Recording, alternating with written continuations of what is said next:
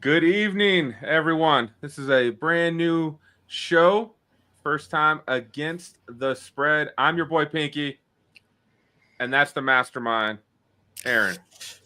Boy, is that a loose term? Yeah, this is so new. We have absolutely nothing to go with it. No graphics, no hype music. This is it, man. You're getting it raw tonight. Very, very wrong. So hopefully, folks will catch on when we post it back later. But it's Wednesday night. We got to get the folks their bets, or at least give them some help and advice for the Absolutely. upcoming weekend. It is NFL Week 1, and oh baby, we're There, starting in Philly, baby. there's also a small potential that it might be the worst advice you get all week. So I'm hoping not the case because I'm putting my money where my mouth is as well Right? too. So Gamble responsibly. yes, please. Yeah. First, first thing I noticed right away on this, the Cowboys Eagles lines already moved a point from earlier in the day. It was at 8.5 earlier, Oh, and okay. So it is shifting a tad. All right. yeah, it's moving. Some more people are putting money on that 8.5. So, or were putting money on that 8.5. So, Yeah. So diving into this to kind of give people a little bit of background here. So I run a lot of analytics, and I've been working on this new algorithm here for some time now, for months, and crunching numbers, putting in all kinds of information. So all the stats from last year, projections and changes due to staffing. So offensive coordinators, defensive coordinators, head coaches, things like that. And I'm not going to say I was great last year, but I will say that a good portion of games that I did bet on were right on, right on. So I think I'm fine tuning this, and that's what we're going to be going over. That's where this is coming from. I promise you, I did not simply just go and take the numbers off of DraftKings or whatever. We went over them before we even checked all that information. Tell me if I'm wrong, Pinky. we did, and they were. It was like you picked the spread or you picked the over under Yeah, by just the numbers you came up with. It it, was it is pretty interesting. pretty scary. Oh, So I'm feeling confident. Ask me how I'm doing in 6 weeks, and then I'll let you know if I'm still feeling confident. But that might be when you're getting into your groove after we have more data to crunch. that what, spoken like a perfect gambler. You know what I mean? It's like this is where things turn around. Yeah, it can't possibly get worse. I'm always gonna chase, baby. I'm always gonna Yeah. chase. But so yeah, us go ahead and talk right about this Cowboys Eagles game. So I have the Eagles as a 5 point favorite, and I also caveat to this: I'm running an A/B testing. So I'm doing an algorithm A and algorithm B. There, some of the games are going to be substantially different. I will tell you that right now, to the point where I almost don't want to utter the stats that I have because I'm like, people are going to think I'm crazy or a genius, one of the two, or somewhere in between. But so right now on my algorithm A, I got them as a 5 point favorite, and algorithm B, man, I got them only as a 4 point favorite. But it's pretty crazy. I got the Eagles winning by 5 or by 4, depending, with a 44 point game overall. So So if that's the case, would you say you take Dallas in the 7.5 points then? I would. And here's the other reason why: because the Cowboys love to piss me off, and they will more than likely either win tomorrow or be so close on that spread because I bet against them with everything that I have. And so, yeah, I could see them showing up and showing out just to win. Plus, we don't know for sure how the Eagles are actually going to be looking, losing Kellen Moore and also losing some other important offensive positions in their coaching staff.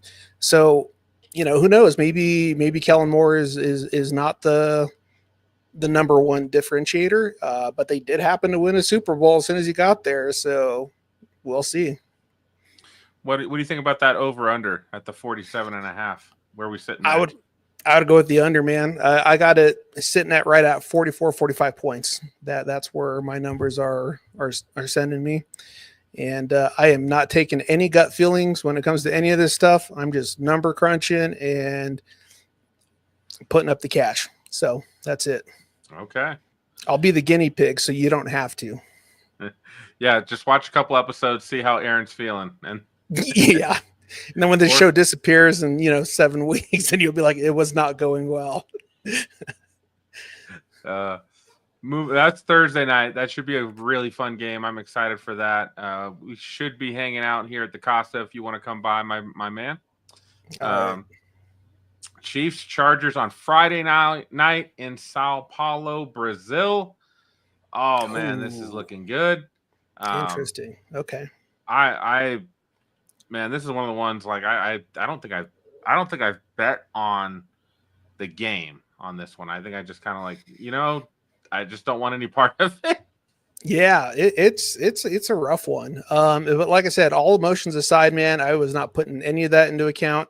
Because if I had to make an emotional bet, I probably would actually take the Chiefs. But right now with my Algo A, I got the Chiefs at a 2-point favorite, a 21-19 final score.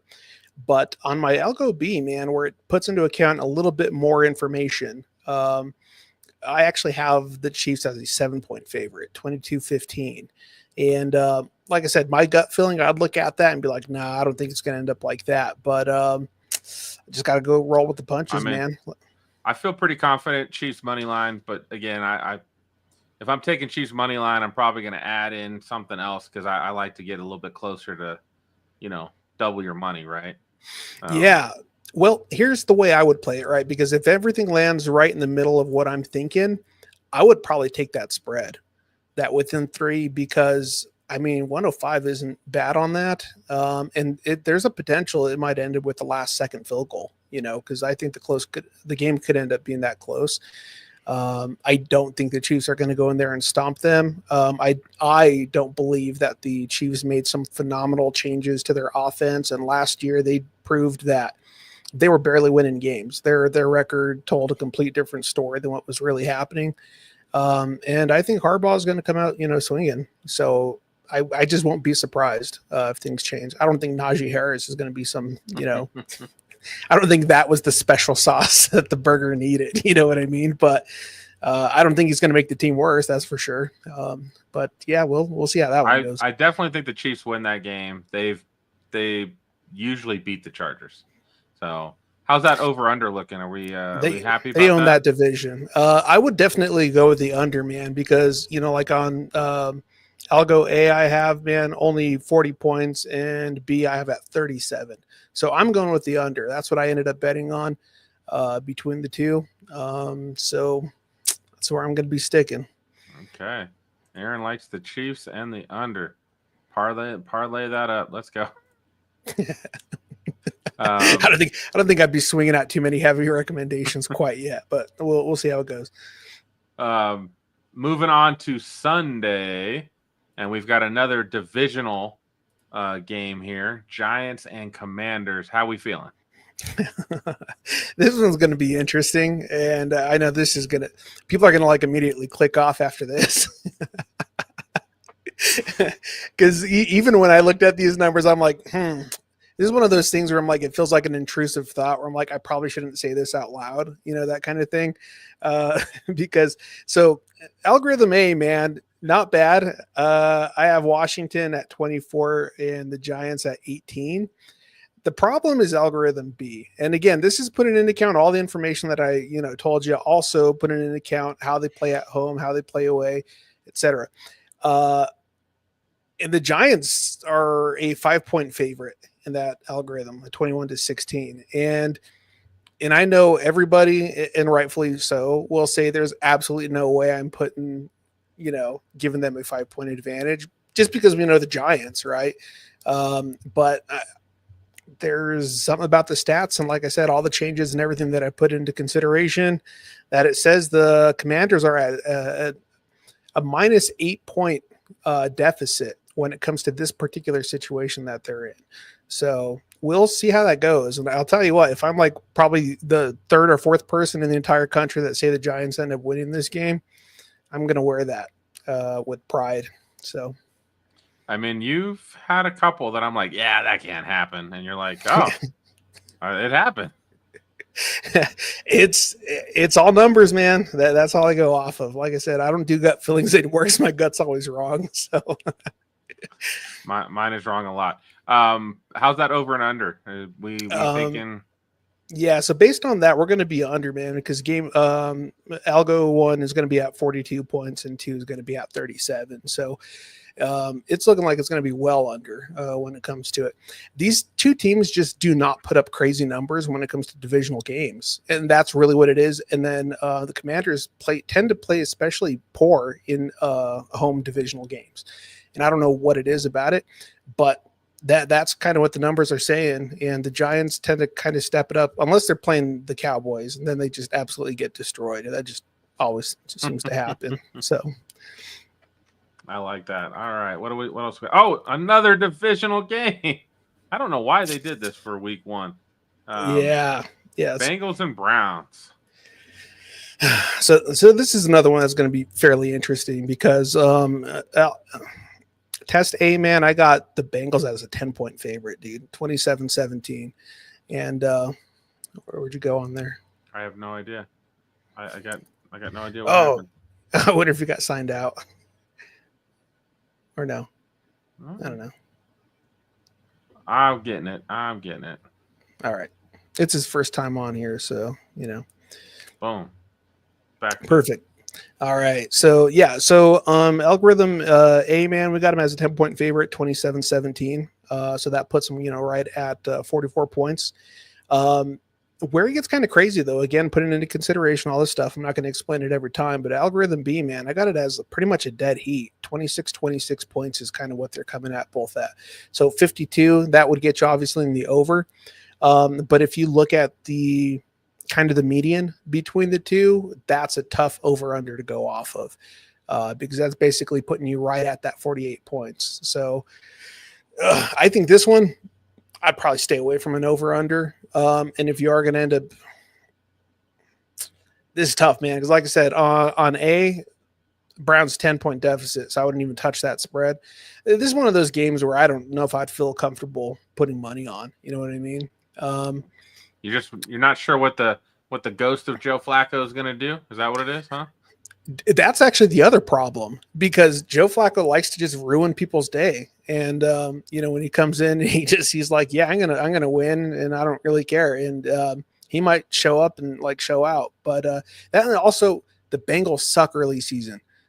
They're just bad. It takes them 10 weeks to get going. I don't know what their problem is and why it is. But putting into consideration, the Bengals, when they're playing within division away, they just tend to suck. And I don't know what it is. And I'll just tell you, I won't be surprised if the Browns end up winning by 2 or 3 points, even though, like I said, my first algorithm, I have them as a 10-point deficit, putting all the other information into consideration.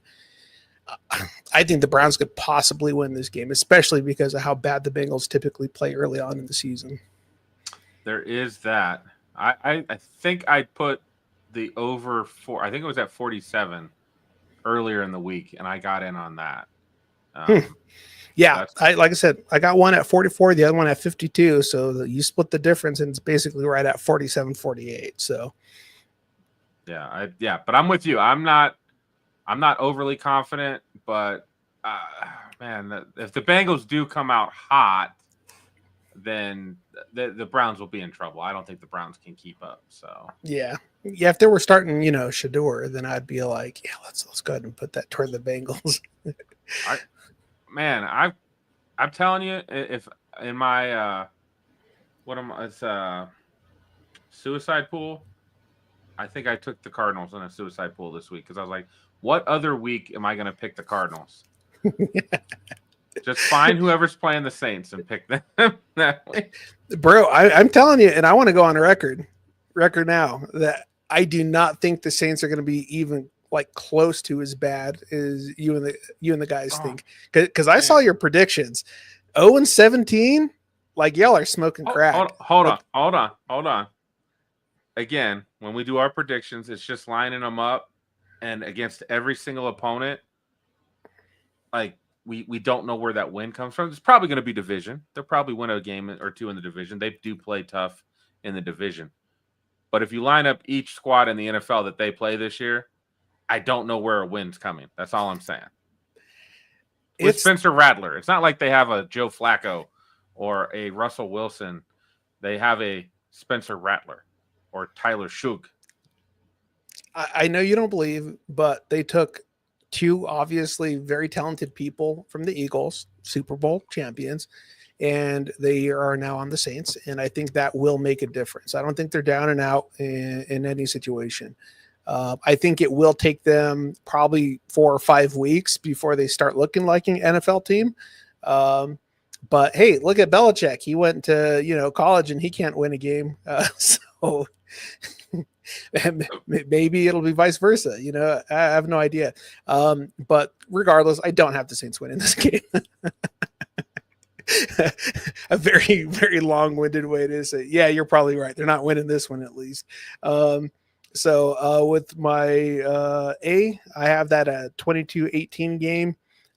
Probably is going to be worse than that. That's my gut talking. That I got him as a 4-point favorite. But statistically, on my B side, it's a 24-18 game. So there are deficits on both sides. Cardinals are unpredictable. That's the other problem, man, because they have two options. The Cardinals show up and they either look like a Super Bowl team or they look like a preseason team. I don't know what it is about them, but that's just how they play. For example, 2 years ago, I think it was week 1 or week 2, they played the Cowboys and stomped them, right? Absolutely week 2. Decimated them. And then the rest of the year, it's like they didn't know what they were doing. Granted, I do believe that was the year Kyler Murray got injured, but which, that's a pretty tough break to lose Kyler. But that's just kind of been their consistency, is that you just don't know what team's going to show up. That was when Kyler was coming off of his ACL and wasn't quite healthy to start the season. So yeah. They had Josh Dobbs. Right, which Dobbs is also that guy where you have absolutely no idea which one's showing up, right? The one who was drinking all night, or the one who's trying to get in the Hall of Fame. But yeah, anyways, with this one, man, I'm definitely going with the under. One, because you don't have a Saints offense that could put up a lot of points, and it's pretty difficult for the Cardinals to just show up and just run up the score. I don't think that's going to happen, especially with the divisional game. But yeah, I'm taking Cardinals pretty much all day on this one. All right. Oh, another divisional game. Jesus, they went off on this one, huh? Buccaneers and Falcons. This one's probably going to turn a few heads. This is another one where I'm like, I'm not sure about these numbers, but then when I deep dove on the Buccaneers and how they play division games, especially on the road, not great. So my initial testing came back 26-21 Buccaneers, put them at a 5-point favorite. So that puts them right at 47 points, which is where they got that line at. But with my B testing, I actually have the Falcons at a 6-point favorite in a low scoring game, 20-14. Which, I mean, the Falcons did sweep the Buccaneers last year. They did. But neither of those games were like decimation. One was won in overtime and the other one was, I think, only 6 or 7 points. So they kept it close. But like, I look at it and my initial thought, again, like my gut reaction is like, you are not holding the Buccaneers to 14 points because you know how well they tend to move the ball. But you also know that, help me with the quarterback's name again. I'm drawing a blank. Michael Penix? Or no, Mayfield? for the Bucks. Yeah, Mayfield. There you go. So Mayfield, he does also have those issues where he struggles playing well early on in the season. So I think there's a potential where that ends up being the case. He tends to get better the longer the season goes. And I don't know what that is. Some people just have a harder time getting in a rhythm coming off season. But the Bucks are sometimes notorious for that. But man, the Buccaneers put up a lot of points last year. So that's why, like, if you asked me, do you think the Falcons hold them to under 14 or under points? My initial gut reaction would be no. But like I said, man, I'm going off the numbers. We'll see if this is it. It's an interesting one. That is an interesting one. When the Bucks put up 38 Sunday, you could sit there and be like, Aaron, you're an idiot. And I'll be like, yeah, you're right. Like, yeah, that one didn't work. We gotta throw that one out. Right. Hey, look, it's a non-division opponent. Steelers and the Jets. This one could be interesting. I don't know. I don't know how I feel about Aaron Rodgers. We'll wait. We'll see how he ends up playing. It is ironic that he plays against the Jets. I mean, like, things just always seem so scripted, the way stuff works out like that, you know. But for this one, for my A round, I got Pittsburgh winning by 3, 43-20 game. It's going to be kind of close, which, you know, obviously is going to put us on that over for that 38.5. But on my B round, I got the Steelers winning 21-7. So a 14-point favorite, which I don't know. I wouldn't be surprised by the Jets if they played that poorly, just because that is kind of a Jet thing to do, especially early on in the season. But yeah, I probably wouldn't go anywhere near the Jets personally on this one. I don't know anything about what I'm going to get from Justin Fields. I just don't know. So I can't trust it. Yeah, the Jets are just kind of cancerous. It's like people, like, even if you're a good player, when you end up on the Jets, you kind of give up hope and you're like, I'm not going to try harder than they're going to try. And you just don't see that. Like, look at Darnold, right? Darnold, like, he played okay to bad while he was for the Jets, right? And then as soon as you get him into Minnesota, you're like, what is this guy doing? You know, it's like all of a sudden you're like, this guy should be like a future Hall of Famer if he would play like that every season. So I think the Jets just like wear you out, you know what I mean? And you just go in there and you lose all will to live. And I don't think Fields has the mentality necessary to probably overcome that. So I don't think it's going to be a good season for him, unfortunately. All right, I like it. Panthers and Jaguars, Battle of the Cats. Let's go. Yeah, kind of. This is going to be more like getting euthanized, in my opinion. But yeah, in my round A, dude, I got the Panther. I got it at least kind of close. A 25-19 game, Jaguars, which is going to put us right at 44 points, pretty close to that under there. But on the B side, man, we're looking at 49 points, which is just on the other end. But I got him Jacksonville just absolutely stomping the Panthers 32-17. Okay. So I think that's possible. But the one thing that obviously is not being put into account is sophomore showing. We're gonna see if there's gonna be any changes to the Panthers or not, and their ability to play. The Jaguars, though, they're sometimes is equally unpredictable. You don't know what team is showing up. The thing that they've never been is consistent. So I don't know. I wouldn't touch the over-under because I got it so close. I got it like literally right in the middle. That's where my numbers came back on. But I will say the few parlays that I put on there for blowouts, Jaguars, I did put on it. So okay, that's where I'm leaning toward. All right. I like that. Oh, yeah. The Raiders versus the Patriots. This one was probably one of the roughest games that I put numbers on, because on my A round, I got the Raiders at a 2-point advantage, 21-19. But the problem is on the B side, I got the Patriots as a 2-point advantage, 26-24. So, 40 points on the first side and then 50 on the second. So, yeah, I don't know about that. I could see it kind of going either way. I do not see the Raiders winning this game, though. I don't think the Patriots are going to be as bad as most people think. I actually think they're going to end up having a pretty decent season. I think we had them at 9 wins. So that's 9 more than the Saints. So that's a that's a pretty good season in comparison. By the end of the year, they've got a much better quarterback than the Saints have. So yeah. Well, yeah, I was going to say, I don't know. Drake May's pretty good. He's pretty good, Aaron. Just wait. He's pretty good. I wouldn't touch this game. I have no idea what I'm going to get from the Patriots and Mike Vrabel.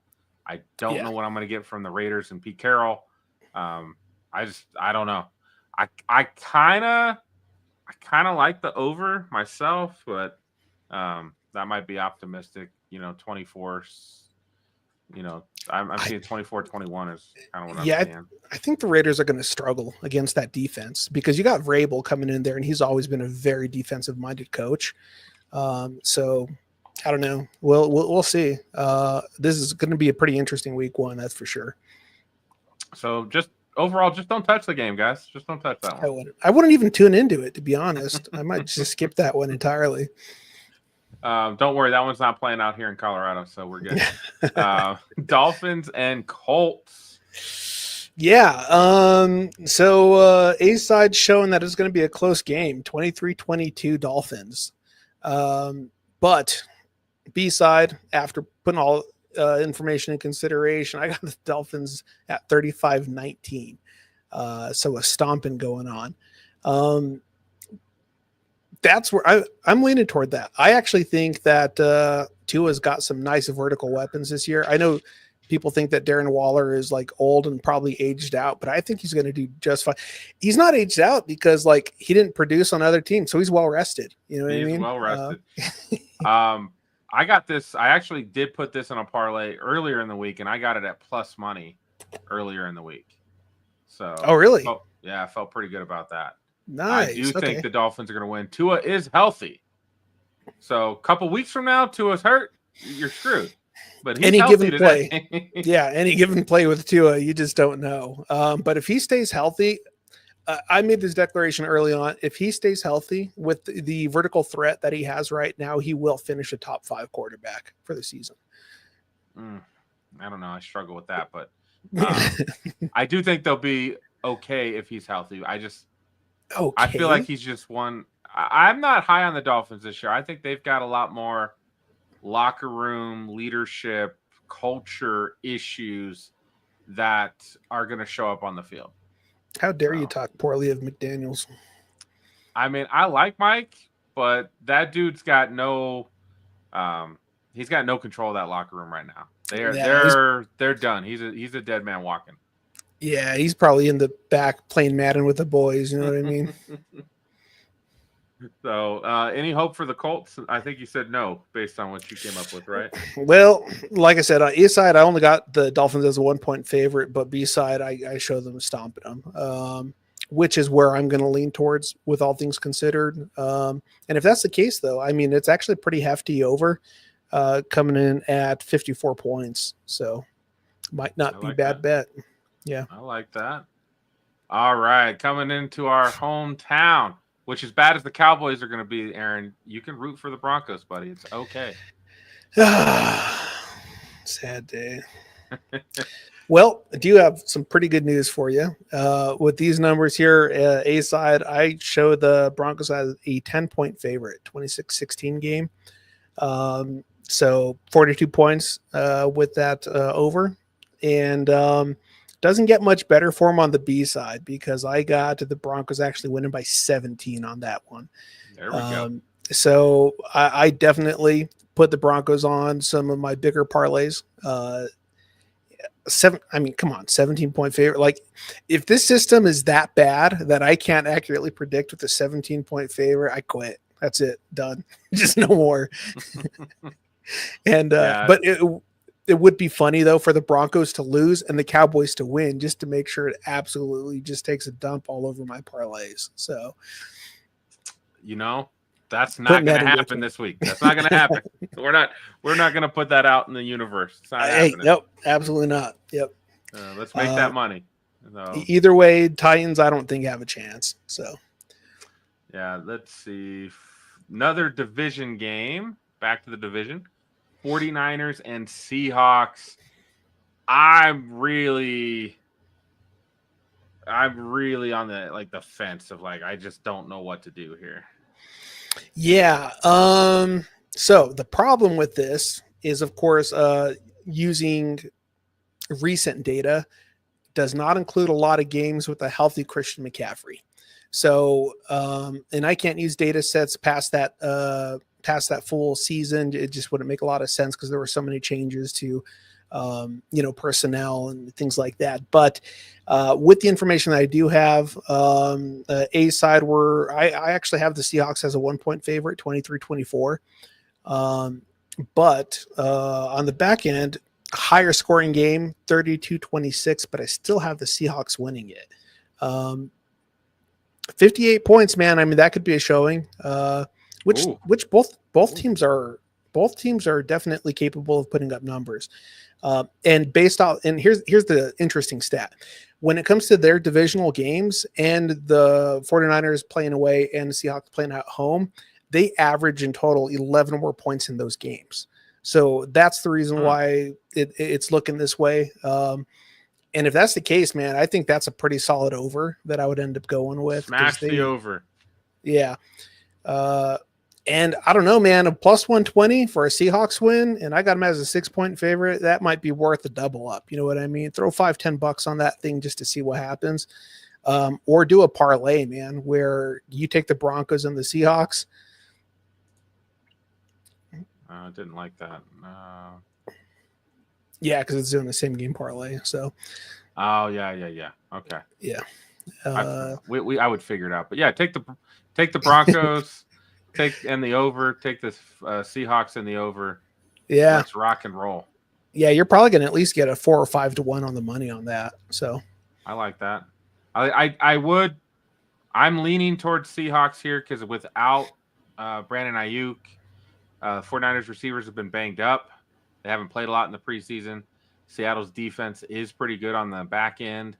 I think this is going to be a game where the Seahawks defense is going to control that 49ers offense. So, which is hard to do with a healthy McCaffrey, but who knows if McCaffrey's really healthy? You know what I mean? 2 seasons in a row getting roughed up. Who knows? Ooh, this is a tough one, my friend. Tell the people how to bet this one. If you tell them to bet it. Yeah, I'm not touching it. I'll tell you that right now. So A side, I have the Lions only as a 1-point favorite, 26-25. And B side, I still have the Lions winning, but at 22-16. So that is a huge swing on scoring. But again, putting into consideration divisional game, Lions traveling, Packers at home, on average, they score 14 less points in those games.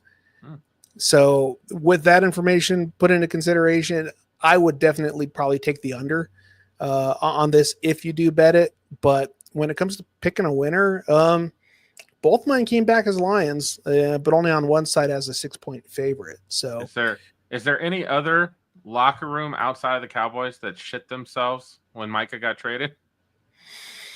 Like, oh damn. Yeah. Well, he's hurt, so we won't be seeing that that impact, at least. Is he actually hurt? Is the back actually tweaked? It is, but I think they said that he's going to end up. I think it's basically going to be a game time decision. I saw. Okay. Yeah. So we don't know for sure that he's out. Who knows? I mean, he was still in full gear practicing, so it can't be that bad. And most of the time, if that's the case, they're probably going to play from what I've seen. At least maybe on a pitch count, maybe. Yeah, and if that's the case, Jared Goff is going to be like, really? Like, why? Why'd you have to come here? But yeah, for this one, I'd probably do the under on this one. I mean, I got a 10-point difference based on that line. So I know. I struggle taking the under on any Lions game though myself. That Packers can control the run though. Yeah, I know. But the Lions can put up 30 on anybody on any given day. That's a tough one for me to do an under on any Lions game. I know they cost me a championship last year, so I'm very, very well aware of that. Thank you, Pinky. I do what I can, boss. I do what I can. Another weird game: Texans and the Rams. Yeah, this is another one that I'm staying away from. So A side, I got it coming in at the Texans as a 1-point favorite, 22-21. But B side, 7-point favorite, 27-20. But you look at the median between those two, I don't like it. And the over under, I hate it because Side one, I got it coming at 43 points, which is right at the over under, and then 47. So it's one of those field goal screws you one way or another. So I'm like, I wouldn't feel good putting any kind of money on this game. But if I had to pick, I'd probably end up leaning toward the Texans. I don't think the Rams are going to be doing great. So yeah, I think this one I think the under might be good on this one, just based on the Texans didn't do anything to really improve their O-line. The Rams have a great D-line. And then on the opposite side, Stafford's been banged up, and the Texans actually have a pretty darn good defense. So, not liking it. Not liking it. Yeah. Yeah, I could see that one going that either way. If I had to, I'd pick at the Texans to win that one. So, and then this is the game of the week. I'm excited for this game. I don't think I would bet this game. I don't think I would bet the winner of this game. Although maybe your numbers play out. I'll wait. I'll let you tell us that. But I would say if I was going to put money on it, I would put money on the Ravens, because usually in these big games, regular season, they mollywop fools. So yes. Yeah. Yeah, I'm not touching this game either. So A side, I have it being a high scoring, close game, 24-26, Buffalo taking it. The problem is, though, look at this crazy swing. All right. B side, I have 12-15. The Bills still winning. Gross. That is a 23-point swing. That's the worst swing I have on all my stats, and probably will have on all my stats probably for the entire season. And that's just because, again, looking at the Ravens playing away, Buffalo playing at home, they're averaging 23 less points in their games under those circumstances. So this could end up being, because Buffalo, they play those games where they're just scoring like crazy, right? Same with the Ravens. The problem is I could see this going either way, where it's 55 points getting put up. It really is hard for me to believe that like less than 30 points are going to get scored this game. But like I said, I put my money where my mouth is and where my stats are. So I ended up betting that under. Which would be a far, far under. 50.5 points. But the problem is, even on my first algorithm, only 50 points. So that would still be the under. So right. I don't know. That might be a safe bet on the under. Who knows? I think it'll be interesting. But this will definitely be one of those games where if they put up sub 35 points, I'm gonna look pretty smart when it comes to that. So I would agree. My friend. And then the Monday night game, the who knows game, Vikings and the Bears. Does Aaron know? Do you know? I'd like to think so, but that confidence is sometimes short-lived. So I do have Minnesota winning 22-19 on the first go-around, and on the B side, man, I got it getting so much worse, 23-11 Vikings. And why is that? Because the Bears are -8 points in this particular situation most of the time. So granted, the Vikings don't have Darnold, so it's going to be a little bit different, offense. But the thing is, doesn't change who the Bears are. So, right. With this, I'm either way, I'm taking the under because I don't have it going over on either side. So, okay. All right. Vikings and the under. Whew. All right, Aaron. So, at least from what you've said, sounds like the Seahawks game and the Broncos game were two of the games that you felt pretty confident about. Yep. And Jacksonville, I think, was the other one that you felt pretty good about. Yeah. So what I did is I put together a pretty decent parlay where I was taking the Dolphins, the Jaguars, the Broncos, and there was one more that I was taking. Oh, yes, the Vikings.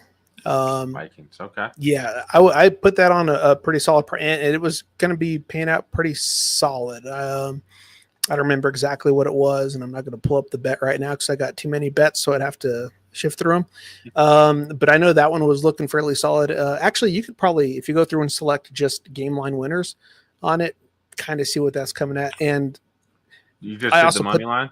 Yeah. But I also did this bet a week ago. So the line's definitely shifted on that. So that wouldn't give an accurate portrayal either that way.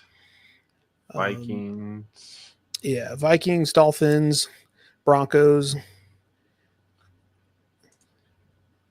Yeah, that Broncos line moved. It was in the 300s. That got worse. Yeah. And you said Jaguars? And the Jaguars, yeah. So 582. With current odds, 582, yeah. It was better than that earlier in the week, too. That line's definitely shifted some. So that's kind of where I'm sitting at with it, and we will see how these games go. I did put some more intricate, parlays, some round robins, things like that out there. So I am right there with you, hoping for the best when it comes to those numbers. And I've got a couple crazy ones out there that I'm shooting for the moon, and then I've got a couple more that I'm like, yeah, I feel pretty good that that's gonna happen. That's kind of what I did, man. I had two options: safe bets and swinging for the fences. There was nothing in between. I was either going big or going home, but that's how I like to bet. You know what I mean? Like put a $5-10 bet down on a nice crazy parlay, especially with the promotion that they have going on right now with that ghost parlay. Yeah, with that ghost parlay, man.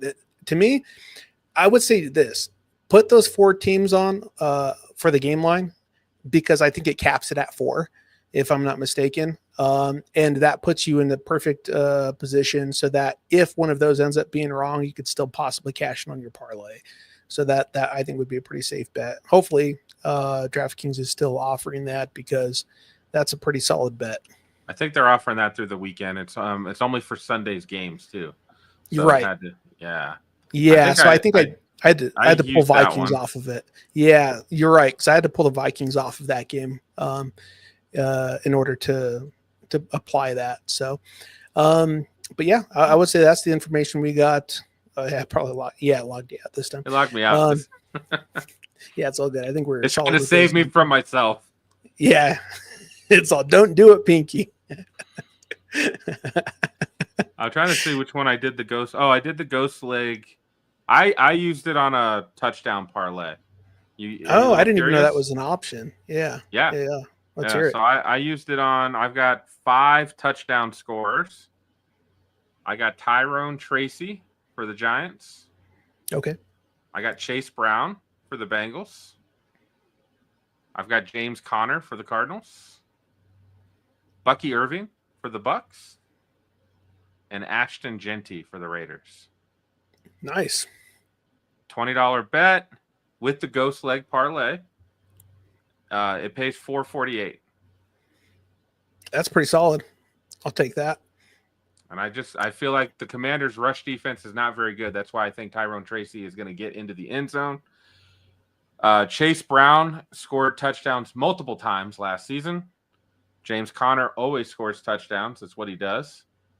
Bucky Irving scores a lot, and I think he scores whether you let him run or he catches the ball. And then Ashton Genty, I feel like the Raiders are going to try to invest in making sure he gets a touchdown in his first game. So build that confidence, right? Get him going strong. Get him going. So that's where I put that. Nice. Yeah, buddy. Well, we got some good bets out there. We are going to see how this plays out. And the last thing I wanted to share with the group, I'm stealing this. Obviously, I did not put this together, but I think I shared with you one of the guys I follow on Twitter. I do follow some different betting accounts on Twitter that I've followed them for soccer bets, tennis bets, NBA, football. Like they do work, and they do a good job. This guy put out 8 mispriced week 1 player props. So basically, he felt like these were way too low, and you should jump on these. Oh, he had Jamar Chase over 83.5 yards. Mike Evans over 72.5 yards. Jonathan Taylor over 82.5 rushing. Jahmyr Gibbs over 89.5 rushing / receiving together. Okay, can see that. Adam Thielen, 3.5 receptions over. Oh yeah. Puka Nacua over 5.5 receptions. Jalen Hurts over 215.5 passing yards. And Jared Goff over 241.5 passing yards. Were all ones that are over. I feel like I'm going to go in and definitely add Thielen and Puka to a little quick player prop. I like those a lot, actually. Yeah, the Goff one scares me just a bit, just because of it being a divisional game and early in the season. But I think the rest of those are pretty solid. Yeah. I personally, I do not do player bets anymore. I've just gotten screwed one too many times for that, and yeah, that hurts. So those have been my biggest moneymaker. I know, man. There's been a few where you sent me, you're like, make this bet, and then I don't make the bet, and you're like, hit my bet, and I'm like, nice. Thanks for sharing, Pinky. You're such a jerk. Yeah. So glad I decided not to do that. Yeah. Guys, we are back. We are in for a great week of football. Any closing thoughts from the mastermind? Nope. I am just so happy for football to be back. It's been a long year, and we'll see what this season holds. But it's the same thing every year. Everyone thinks they know what's going to happen starting out, and then by the end of the season, we're like, we don't know anything. We don't understand football. We don't know what's happening. Yeah. So, but I'm honestly just more excited to see how my stats are going to come out this year, because I've been just fine tuning over the last 3 years. So yeah, you've been working through it, my man, and so they look pretty good. I'm excited to see how they come out. I've already got a couple of them in my parlays, so I appreciate that. Take time to enjoy time watching football with your friends, family. It's a great time to get together, and of course, gamble responsibly. We're out, guys. Later.